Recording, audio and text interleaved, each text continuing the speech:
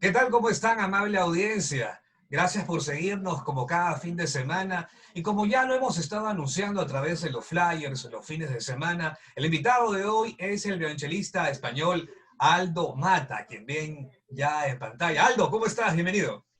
Muy bien, encantado de estar aquí. Muchas gracias por la invitación, Juan. Es grato pues tenerte en el programa y conocer un poco sobre tu trabajo que realizas desde hace mucho tiempo, el instrumento de violonchelo, tu compañero, además de educador, de tener un poco el bagaje de la historia cultural de este instrumento, de dónde aparece, hasta nuestros días, los que lo han utilizado. Y como dicen algunos, a veces hay algunos temas clásicos que suenan muy bien en un instrumento y en otros como que le falta algo, pero este instrumento que se ha convertido pues en tu favorito. Cuéntanos, ¿tú cómo empieza la afición o el gusto por la música, o la música sacra, la música clásica, como se le denomina, desde pequeño? Cuéntanos un poquito cómo es el origen de todo. Sí, bueno, el origen de todo vino de una afición por parte paterna Ya, que hizo la carrera de piano y entonces nos inculcó el amor por la música desde muy pequeños. desde Entonces pequeño, recuerdo, desde el piano, como siempre, ¿no? A veces el primer instrumento o no es el piano o la guitarra, ¿no? Por ahí como que siempre... hombre, es que lo bueno del piano es que bajas la tecla y suena afinada. En cambio, cuando tocas el violín o tocas el cello, ahí Es, necesitas muchos años para encontrar el sonido adecuado, la afinación adecuada, más etcétera, etcétera. difícil, la Por verdad. eso, claro, el piano es un instrumento ideal para comenzar a aprender música. Como, Y sí, como que algo más claro, neutro, quizás un instrumento para empezar con algo. Y de ahí ya vas viendo si te gusta y vas viendo otros instrumentos o te quedas con el piano. Ya. totalmente, totalmente. Las nociones más básicas de la música son ideales, comenzarlas con el piano, desde luego. Entonces sí, yo cantaba lecciones de solfeo con mi padre y ya mi hermano mayor, que tocaba el clarinete y el violín, pues me acuerdo que cuando teníamos un poquito de platica, como dicen por allí, Ya, pues nada, nos íbamos y comprábamos o partituras o discos y ya. entonces escuchábamos, bueno, el día que llegabas a casa con una sinfonía de Mahler, bueno, era una fiesta. Uy, qué Y lindo. nada, escucharla completa, pues sí, sí, una maravilla. Entonces ya desde muy pequeños, digamos, que había una afición ahí gracias al entorno familiar. Claro, Entonces luego, claro, tuve la suerte en Madrid que había una profesora portuguesa, María de Macedo, ya. que ha sido una de las grandes pedagogas en el mundo musical español y Ya. especialmente del violonchelo. Y tuve la suerte de que ella me puso el cello en las manos cuando tenía yo pues 7 años y medio, 8 años.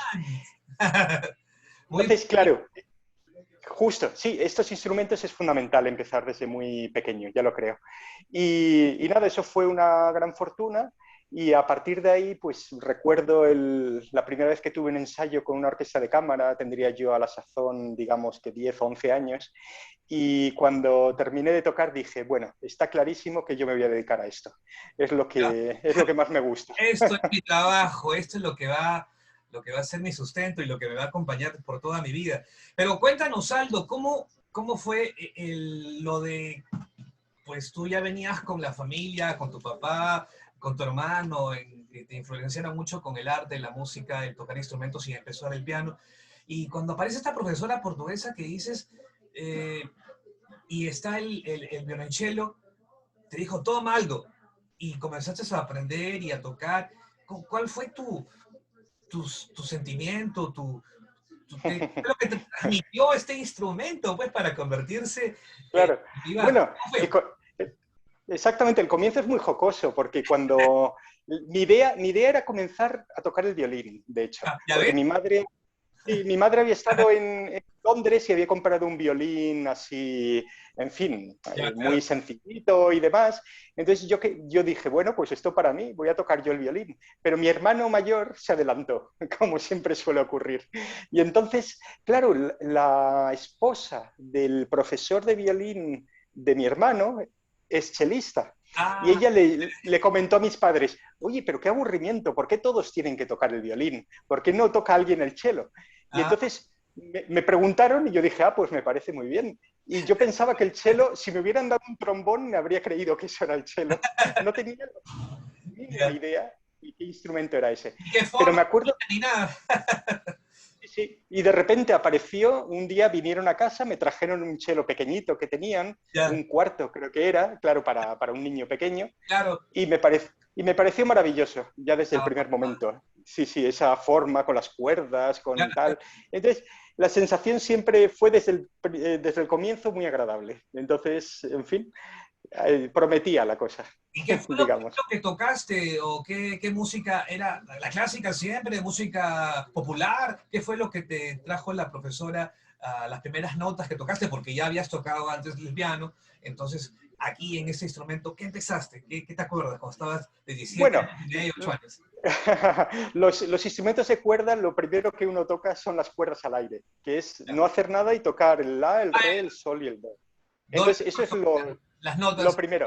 Ya. Justo. Luego ya uno empieza a bajar los dedos y puede hacer más notas y demás.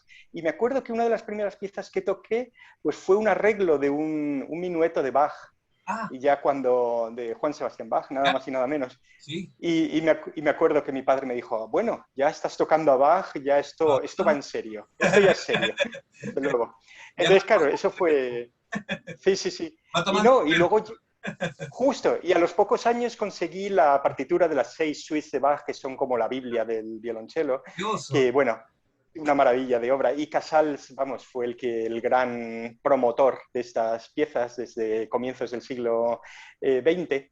Y entonces, pues ahí ya, digamos que desde muy temprana edad conocía estas obras y me encantaba. Y luego, pues poco a poco fui metiéndome en el mundo historicista de la música clásica. Cuéntame eso. Gracias a, claro, pues fíjate, fue muy curioso porque había un violonchelista que por aquel entonces yo no lo conocía, que se llama Christoph Juan. Es uno de los grandes violonchelistas en la historia de la interpretación del cello barroco. Hoy en día se le Ajá, conoce por doquier. Y así es. mi profesora me insistió que fuera a hacer un curso con él en Granada, Ah, fíjate. Entonces, pues nada, allí llegué y tendría yo 13 años o algo así, y ya. de repente ver a este chelista tocando con cuerdas de tripa, improvisando las cadencias, Ah, tocando al estilo barroco, me pareció apasionante desde todo punto de vista. Sí, claro. sí.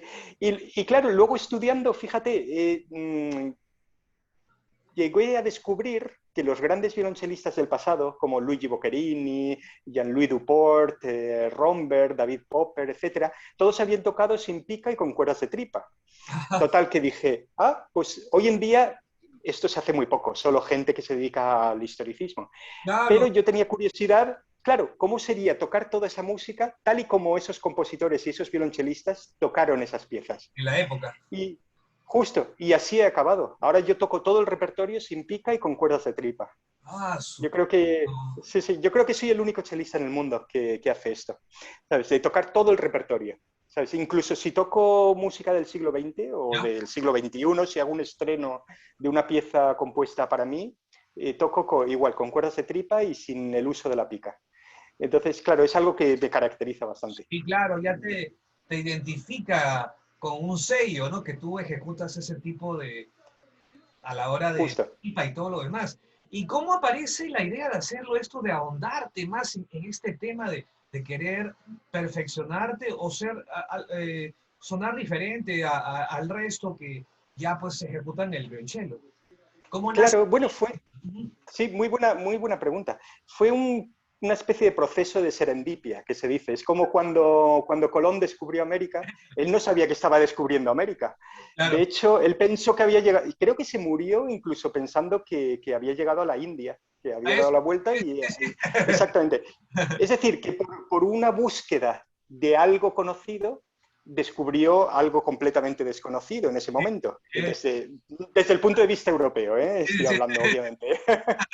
Y entonces, con la búsqueda del historicismo en la interpretación de la música clásica, lo que he encontrado es una manera muy novedosa de tocar. Realmente mi manera de tocar no es la típica. ya. Porque hoy en día hay un problema, que es que es difícil identificar a los Sí, músicos sí. clásicos en muchas ocasiones, porque como que suenan todos muy parecidos. Parametrados o suenan igual porque el mismo repertorio que los hacen sonar. Exactamente, exactamente. Lo que es, hay muchos que hacen es, como tú bien manifiestas, que tocan.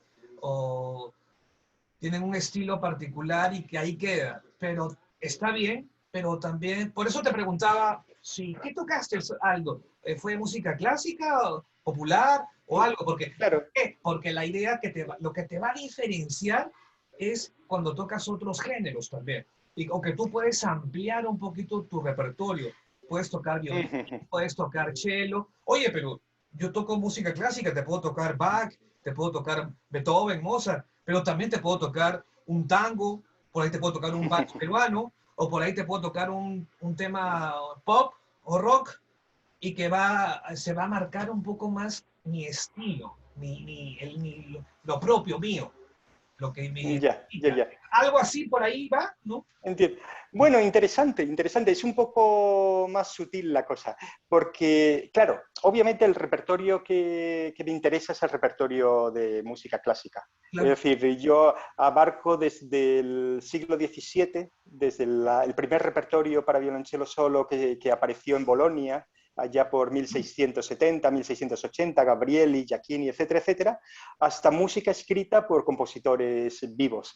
Oye, pero lo que tú decías tienes razón. A lo largo de mi carrera he hecho todo lo que hay entre medias de música clásica, pero he tocado jazz, ¿Ya ves?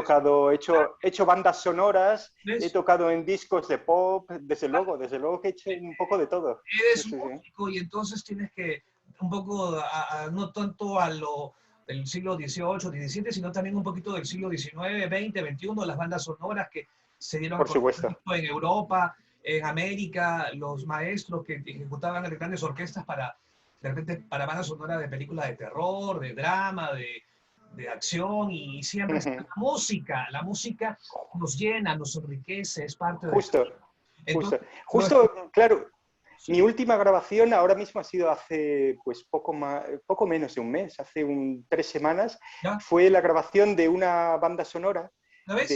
para una serie que va a aparecer en España Ah, hacia octubre, ya os estaré avisando. puta, Y el cello y mi grabación es como quizá la parte más importante de la banda sonora. Entonces tengo un papel solista casi continuo y claro. estoy muy emocionado. Sí, sí, sí. Entonces, por supuesto hay que ser ambivalente. Si te gusta la música, Eso. pues te gusta la música. Y No te gusta solo Haydn, claro, y digamos. aparte, un punto aparte, Aldo, la música, donde se pueda poner la música, y tú eres músico, y por ahí hay una oportunidad, la haces. Como bien manifiestas tú, en una serie, en una película, banda sonora, si tocas música de Haydn o música clásica, jazz o lo que venga, hasta para un comercial de radio o Oh. televisión, a veces se ejecuta, se crean las pistas y por el copyright en derechos de autor, necesitan, oye, quiero a tal músico que va a tocar, solamente quiero esta parte, la del violín, esto que la quiero poner para tal parte del spot, quiero que solamente esa parte entre, o que él componga, a ver qué me quedó, o tú creas algunas composiciones, algo, y va tu tema, y va en el comercial, y ya, entonces te das cuenta que es para todo, o sea, puede ser para Sí, una película, hombre. un comercial, para lo que venga. Sí, la música abarca toda la vida, desde una ópera de Wagner hasta la música de un anuncio, como muy bien dices, Por desde eso luego, te digo, desde luego. imagínate, es obvio, ¿no? La música es Sí, parte sí, de, sí, no hay que justo. parametrarse solamente, no, que yo toco música de y nada más, ¿no? Sino un poquito de todo. No, es cierto, en el mundo en que vivimos sí que hay mucha tendencia a la especialización.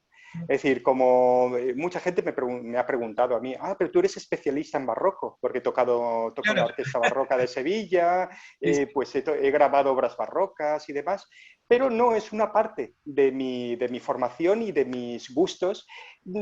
Y realmente lo que más forma un músico clásico es tocar música de cámara. Esto es lo que es algo fundamental. Música de cámara, tríos, cuartetos, el gran claro, repertorio. Esto es lo que diferencia claro. al buen músico. No dejas tu lado, pues, de interpretar música de los grandes maestros, obviamente que no, porque es lo que te gusta, pero también hay otro porcentaje de ti como músico que abarcas otros espectros, que es lo que estamos mencionando. Oye, el hecho de que no me guste la música, me guste mucho la música barroca, No quiere decir que no me guste algo para tocar en un comercial o en una banda sonora u otras cosas. Me gusta, me apasiona la música barroca, pero también veo otras partes, ¿no?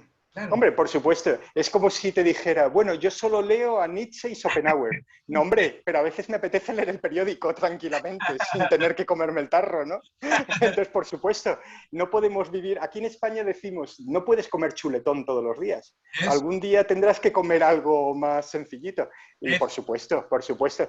Y Es bien, decir, por ejemplo, el lunes que viene toco un concierto en el que hago un programa que yo lo llamaría un chuletón y un lechazo. Es decir, es La Noche Transfigurada de Schoenberg, una de las obras más espectaculares de la historia de la música occidental, y luego toco La Metamorfosis de Strauss, que es otra obra también para morirse. Entonces, de repente tienes un programón así. sí, Luego, pues, hace 2 semanas estaba grabando una banda sonora. ya. Eh, ¿Sabes? Es decir, que uno tiene que ser ambivalente y esto es lo divertido en mi caso me puedo definir como uno de los músicos más eclécticos, porque tan pronto puedo estar tocando de solista con orquesta, como puedo estar haciendo música de cámara, como puedo estar dando clases, como me invitan a dar masterclass aquí y allí. De hecho, en Sudamérica he tocado mucho, afortunadamente, a lo largo de mi carrera. Sobre todo he tocado mucho en Brasil, Brasil. sí, muchos festivales me han invitado, en Colombia Ah, muchísimo también, y en Ecuador. Son los 3 países con los que he pasado mucho por allí. y De hecho, la todo, última vez que fui a Ecuador pasé por Lima, pero solo de claro, paso. por eso lo que te decía, has estado en países limítrofes a Perú. Brasil, Totalmente. Ecuador y Colombia son límite con Perú. Así Sí, que tienes que llegar exactamente. en algún momento para que, ya sea como invitado, como turista, lo importante es que llegues a Perú y te va a gustar mucho Uy, el país, la sí, comida, la cultura y todo lo que envuelve nuestra nación, pues, y sobre sí, todo que también espectacular. se respira mucho el tema del arte, la cultura, y vas a poder ser partícipe de lo mismo y bueno, Qué quizás bueno. hacerlo público, tenerte quizás como invitado solista en algún momento, algún espectáculo aquí en el Gran Teatro Nacional, en el Teatro Municipal, en el Santa Úrsula, en escenarios acá en la capital, o también, ¿por qué no en Arequipa o en otra ciudad del Ujú. país? Y que disfrutemos pues de tu música en vivo, que es lo que queremos. Estaré encantado, desde luego. Ojalá se produzca esto. Ya lo creo. Cuéntanos, y esto que tú venías a mencionarnos de lo de la serie y luego lo de esta presentación de la metamorfosis, todo, eh, ¿qué tal? ¿Qué tal te parece que haya llegado todo esto pues en este tiempo de confinamiento que a veces uno cree de que de repente no hay apertura a otros trabajos y surgieron estos? Claro, claro, no, ha sido un tiempo desde el confinamiento, hace año y pico, fue muy complicado porque cuando quedamos confinados en marzo, aquel marzo fatídico de 2020, pues claro, yo tenía, fíjate, te cuento rápidamente, tenía compromisos de conciertos en Japón, Estados Unidos, Ecuador, Brasil, Holanda, Francia, España, por supuesto, y de repente queda todo cancelado. De la Nada. noche a la mañana, de hecho tenía ya el 16, el 17 de marzo tocaba en París un concierto, tenía el vuelo el día 15, Mm, que cuando me levanté el día 15 me nada, dijeron, nada. no hay vuelo ni nada. De Los hecho, bueno, todo boletos se ha que dicho no de lo paso, nada. Uy. no devolvieron Ah, los tiquetes. no No, no, no, no. devolvía. Ah, Bueno, en fin, pero esto sería otro tema. Afortunadamente la organización del concierto se hizo cargo de todos los costes y demás. Pero vamos, entonces ahí se me canceló toda la agenda internacional. Claro, me quedé así muy, en fin, ¿qué ocurre ahora? Y entonces me dediqué a investigar muchísimo. Estoy haciendo un trabajo de investigación sobre las grabaciones antiguas. Es un trabajo bueno, con una de tus invitadas, Laura Granero, que es una fortepianista estupenda. claro, muy buena. Sí, sí. Y ahí, pues ahí trabajamos juntos, damos conciertos y hacemos esta investigación que, bueno, digamos que el centro está en París y hay otros miembros de este grupo. Y entonces me dediqué a investigar muchísimo sobre los chelistas, los primeros chelistas que grabaron en la historia de la humanidad. Y encontré, bueno, que el chelista más antiguo había nacido en 1849, había grabado cómo se tocaba en la segunda mitad del siglo XIX, Ah, muy interesante. Y luego, y poco a poco, a partir de, ¿qué fue? A partir de julio, agosto, empezaron a permitirse los conciertos. sí, Y pues. entonces de repente mi agenda empezó a crecer, a crecer, a crecer y empecé a tocar muchísimo y he tenido mucha suerte. La verdad es que en España hemos tenido la suerte de que los conciertos se han podido seguir haciendo públicos con mucha reducción de aforo, por supuesto. Es decir, hoy en día era normal, me acuerdo un recital que toqué de Suites de Bach en Sevilla, el que fue en diciembre, y ¿Ya? cuando llegué a la sala me dijeron, no, no, sold out, aquí está todo vendido. No, ¿Ya? no queda absolutamente nada. Claro, da gusto llegar y que esté todo vendido, pero una de las razones es que las salas, la gente quería ir a conciertos y las salas se llenaban inmediatamente. Eso. ¿Por qué? Porque quedaba muy poco aforo, por supuesto, entre otras cosas. Así es. Y luego lo que era sorprendente, Ujú. ¿sabes? Y digo, Juan, te iba a comentar Y que ha habido músicos que, como Keith Jarrett y, bueno, y otros, que siempre han estado muy molestos con la cuestión de las toses, ¿sabes? Y te tengo que confesar que desde que empezó la pandemia en los conciertos, no se oye ni el vuelo de una mosca. Fue, fue increíble, increíble. Sí, sí, sí, sí. No, una experiencia importante. Ya te digo, en el resto de Europa no hubo conciertos, fue bastante duro, pero aquí en España hemos tenido muchísima suerte, sin ¿qué te duda. parece, Aldo, lo que estamos viendo en pantalla junto con los que nos siguen, la de la audiencia? Ujú. Cuéntanos de qué se trata para comenzar a Ah, escuchar este material. claro, fenomenal. Sí, este fue un disco muy interesante que estaba en torno a la figura de una compositora española, nacida a comienzos del siglo XX, ¿Ya? y que, y que se llamaba María de Pablos, como podéis ver. Fue una compositora con gran talento, fue alumna de Conrado del Campo, uno de los grandes compositores españoles, y luego, bueno, estuvo en Roma, estudió en Francia, tuvo premios, y de repente un día, en los años 30, desapareció del mapa Mm, completamente. ¿Qué fue? La ingresaron en un psiquiátrico y ya. no salió y nunca salió. Y vivió hasta el año 90 y tantos, es decir, vivió muchísimos años totalmente desvinculada del mundo. Ha sido una tristísima historia. Y no sabemos realmente qué ocurrió. Ser mujer, ser compositora, ser directora de orquesta en esa época no debió ser nada fácil.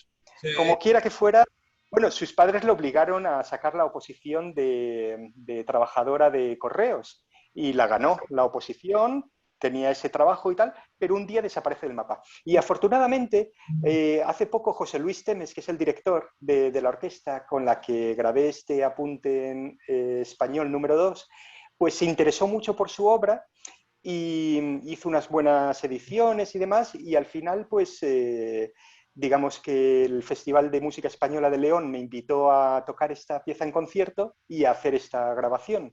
Y es música muy inspirada, tiene un punto muy romántico, un punto muy nacionalista también. Parece ser que fue lo que le inspiró a ella para componer esta pieza, fue un viaje a Andalucía. Ah, correcto. Entonces, claro, hay ciertos momentos con algunos arabescos. Pues, nada, sería bonito escuchar un poco, claro. Escuchamos entonces. Perfecto.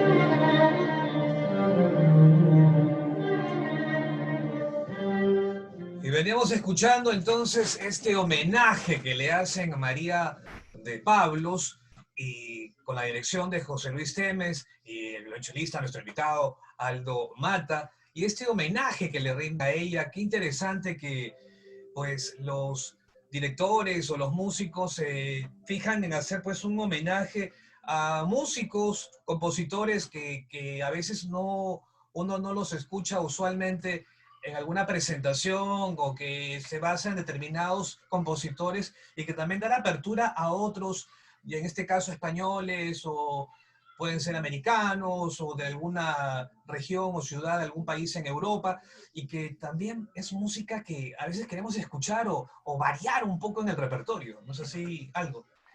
Absolutamente, muy bien dicho. Digamos que hay una especie de repertorio canónico, que es el que se interpreta en las salas de conciertos de todo el mundo, que digamos que hay ciertos compositores, Beethoven, Mozart, Los Brahms, afortunados. Strauss, Mahler, en fin, sí, justo. Y esto se repite, se toca en todas partes y claro, yo creo que es la labor que, por ejemplo, una de mis labores de investigación Eso. es recuperar, claro, recuperar repertorio español para violonchelo desconocido. Entonces he encontrado pues, piezas muy interesantes que nadie había tocado antes. Sí que he tenido suerte y he encontrado también compositoras que han escrito a lo largo de la historia. Ahora es un tema muy importante digamos, redescubrir el papel de la mujer compositora. Y, Claro. por ejemplo, no solo María de Pablos, luego encontré una pieza preciosa buscando en archivos y no es fácil encontrar. Sí, sí, No sí. es algo que uno se meta en internet y encuentre. No. Hay que indagar bastante Trabajoso. y conseguí, por ejemplo, una pieza para cello desconocida que se llama Valdemosa. Es una especie de Ya. homenaje a Chopin de una compositora estupenda llamada ¿Eh? Emma Chacón, que es casi, vamos, casi nadie la conoce. Fíjate, Juan, para ponerte un ejemplo, el compositor más importante de cuartetos de cuerda en España, quizá de la historia, se llama Conrado del Campo, escribió 15 cuartetos más o menos y apenas ninguno de ellos está editado de una manera, digamos, buena. Que se ha De podido esa, conservar durante el tiempo. Nada. Bueno, ha sido una suerte que tenemos los manuscritos y ahora Claro, gracias, por ejemplo, a la Fundación Juan March, que me han encargado, de hecho, la edición del número 3, del ya. cuarteto número 3, pues estamos ahí recuperando un repertorio fundamental en la historia de nuestro país y demás. Bueno. Entonces, poco a poco se está haciendo mucha labor en esta dirección, afortunadamente, y estamos encontrándonos unas sorpresas fabulosas. Uy, lo importante que tu audio, tu micrófono, tu micrófono. Ahora sí, para que lo enciendas, ahora sí. Ahora sí, lo habías apagado tu micrófono. Justo. Sí, No, de repente ha habido un me problema. parece excelente la labor que vienen haciendo y sobre todo que haya gente que se interese en hacerlo, en mejorarlo y en ofrecerlo y darlo a conocer a la sociedad. Oye, por acá hay estos compositores, ¿qué te parece? Mira este sonido, o es de tal año, Claro. o es un poco Ujú. más contemporáneo, o Sí, ¿no? sí, sí, Algo sí. más Exacto. nuestro, es español, no es de lo clásico, sino lo clásico, pero también hay, Claro. ¿no? Claro, Otros, es que en España había un poco, todo el mundo conoce a Manuel de Falla, a Isaac Albéniz a los y conocidos, a, ahí queda. y a Enrique Granados, ¿no? Y Joaquín Turina y poco más. Son los típicos de toda la vida. Y claro, ellos no salieron de la nada. Hubo muchos compositores antes y muchos después de una gran calidad. Entonces, claro, yo lo que sí que abogo es porque la interpretación tiene que ser bastante exquisita y muy buena para que la gente se dé cuenta de la valía de estas Sí, composiciones. sí, Es sí, decir, no es solo es recuperarlo y tocarlo más o menos, ya he grabado un disco con claro, la obra de fulanito. No, es mejor tocar poco, pero tocarlo muy bien y eso. hacer algo especial que la gente sienta atracción por esa música, Y para desde esto se luego. siente la apertura un poco también de las salas de exhibición, de exposiciones, porque ellas van a servir de interés de los que las visitan. Imagínate, voy a una sala, hay una exposición, hay manuscritos, cosas de rinden homenaje a determinado compositor de andaluz o de Granada o no sé, de cualquier ciudad de España y le hacen un homenaje hay algunas fotografías que han podido poner, manuscritos, y de repente por ahí se saca algo de los audios y se pone algunos audios de fondo, y entonces la gente ya va a escuchar, oye, qué bonito, no sabía que ¿no? Entonces ya Claro, hay una sala de exhibición para mover a determinado personaje y la gente ya sí, porque es cultura, es parte de la cultura el exhibir pues, absolutamente. objetos, sus cosas, y de ahí Sí, viene, sí, porque es un personaje antiguo, es alguien exactamente. que aportó a la cultura. Entonces, ¿no? Muchísimo. Sí, Sí, sí, sí. sí, Por ahí fundamental. me parece Fundamental que que... debería venir también un poquito el tema, porque yo te cuento, Aldo, entrevisté hace algún tiempo era un músico boliviano, y él quería también, así como tú, historiador, y buscaba cosas de América. Y se topó con no recuerdo el compositor, con un compositor peruano, que era de Arequipa, y que no era muy conocido y tenía muy buena música. Y él como historiador también está tratando para ver si le hacen un homenaje y cosas por el Ah, qué estilo. bueno. A veces también el tema de música de hace 300 años, 200 años, como que está un poquito Sí. ajena de que también se hizo en América, que se hizo en España. Ah, Y no. hay un determinado grupo que tú asocias y nada más. Entonces también darle un Ya. poquito de apertura a estos compositores. Totalmente, totalmente. Yo creo que sí, la labor que se está haciendo aquí en España es muy importante que se Muy bueno. haga en toda Sudamérica, en toda Latinoamérica, sin duda, sin duda. De hecho, tengo un amigo boliviano también que vive en Suiza, que sí que encontró manuscritos de un compositor de la época del barroco, si mal no recuerdo. No, segunda mitad del 18 creo que Ya era. ves. Y, y muy interesante, música de mucha calidad y todo esto hay que darlo a conocer. Claro, es trabajoso. ¿Por qué? Sí, Porque tienes que encontrar los archivos, tienes que todo, encontrar todo. los manuscritos, Es trabajo, tienes que pasar, tienes que limpiar las partes, hacer todo. una edición moderna para que la gente lo pueda tocar. Luego tienes que encontrar los músicos. Es decir, es una labor Titánico. ingente. Sí, sí, sí. Sí, absolutamente, absolutamente. Sí, ¿Qué te sí. parece? Consume mucho. Vamos a ver seguidamente otro de los trabajos que has hecho tú para Mm. compartirlo. Anúncialo y para ir escuchándolo, por favor.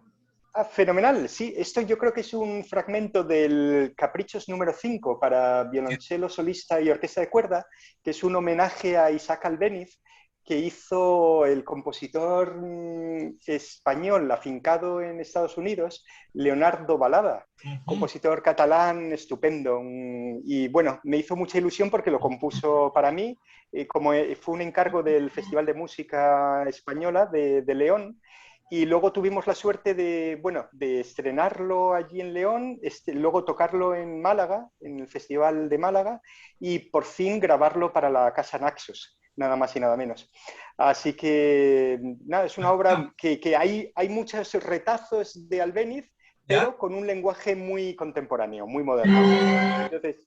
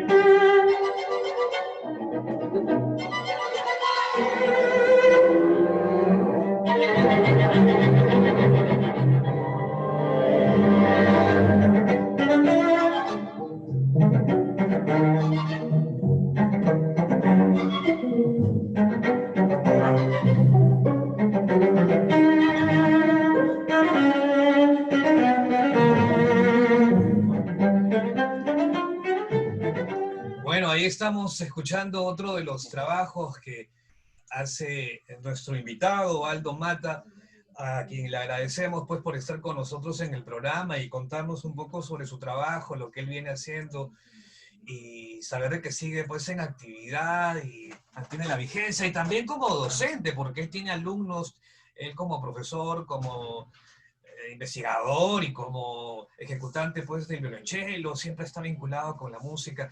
Y en el trabajo como docente, ¿qué tal?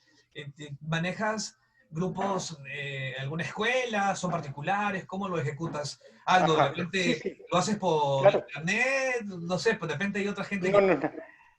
No, no, claro, yo soy catedrático del Conservatorio Superior de Sevilla, En Sevilla, ajá. entonces, claro, tengo un puesto de funcionario, digamos, es como el trabajo ideal en España, Ah, que se llama. ya lo vi. Ya. Ento- Entonces, sí, es un gusto la cátedra. Bueno, tengo ahora mismo, generalmente la media, tengo unos 8 o 9, entre 8 y 10 alumnos. Ah, eh, y entonces, claro, solo imparto a clase a alumnos de nivel superior. ya. Ah, Entonces, digamos que van, claro, entre 18 y 24 años, más o menos. Y claro, son gente que todos hacen una prueba de acceso para poder estar estudiando en el Conservatorio de Sevilla y, y no, me interesa muchísimo. Es un trabajo que para mí muy vocacional, dar clase. Yo tuve un maestro que se llamaba Janos Starker, que bueno, ha sido uno de los grandes violonchelistas de la historia del siglo XX y tuve la suerte de estudiar con él en Indiana, en Bloomington, en Estados Unidos. Él era ya. húngaro de origen y me acuerdo que nunca me olvidaré de sus masterclass a las que pude asistir siendo muy, muy jovencito, cuando venía de gira por España, y ver la pasión con la que enseñaba. Es decir, una persona que era tan gran intérprete que se pusiera delante de los alumnos y tuviera tal vocación y tal interés en enseñar, digamos. Y es algo que me lo transmitió, se me quedó y realmente es algo que he hecho. Aparte de dar mis clases habituales en España, siempre me han invitado a dar masterclass pues, por todo el mundo, vamos, en Sudamérica, Norteamérica, en Japón, en otras partes de Europa, etcétera, etcétera. Generalmente para mí lo ideal en las giras es dar clases, dar masterclass y dar conciertos. Esta es la combinación perfecta. Claro. Solo tocar está muy bien, solo dar clase está bien, pero perfecto es combinar las dos cosas, ¿sabes? Interesante esto que los manifiestas. ¿Qué te parece si vamos a ver a continuación una de las presentaciones que hiciste en homenaje a Gaspar Casado, ¿no?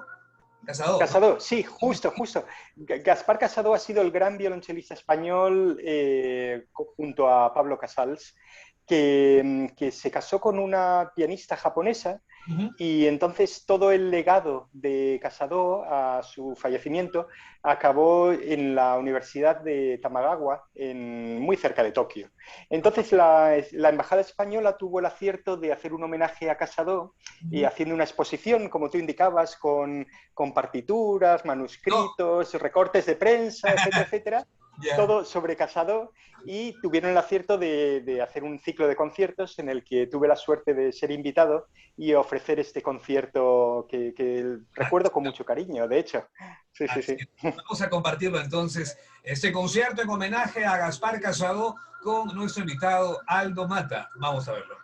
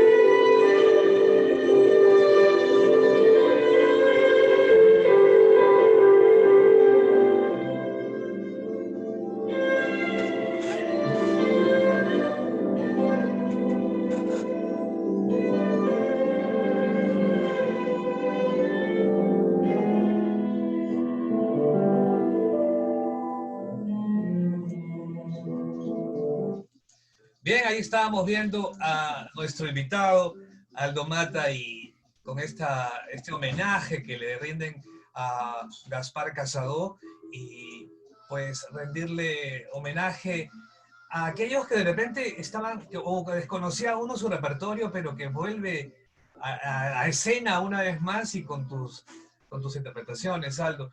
Te agradecemos tu tiempo, el haber estado con nosotros en el programa. Se nos ha ido el tiempo volando. Uy, Cuéntales al sí. público cómo pueden hacer para seguirte en las redes sociales, tus cuentas, para seguir lo que tú vienes trabajando como docente, como historiador, Mm.